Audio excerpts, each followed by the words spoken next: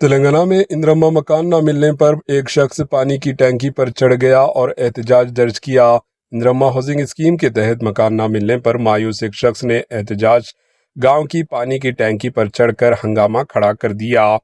یہ واقعہ تلنگانہ کے ضلع ورنگل کے پروت گری منڈل کے ایک گاؤں میں پیش آیا، جہاں سمن نامی شخص نے کئی بار اندرما اسکیم کے تحت گھر کے لیے درخواست دی تھی۔ ماضی میں ایک آتشگی حادثے میں اس کا گھر مکمل طور پر جل گیا تھا، جس کے بعد اس نے حکام سے اندرما مکان منظور کرنے کی بارہا اپیل کی تھی، تاہم حالیہ جاری کردہ لسٹ میں اس کا نام نہ ہونے پر وہ شدید مایوسی کا شکار ہو گیا اور گاؤں کی پانی کی ٹینکی پر چڑھ کر پروٹیسٹ شروع کر دیا۔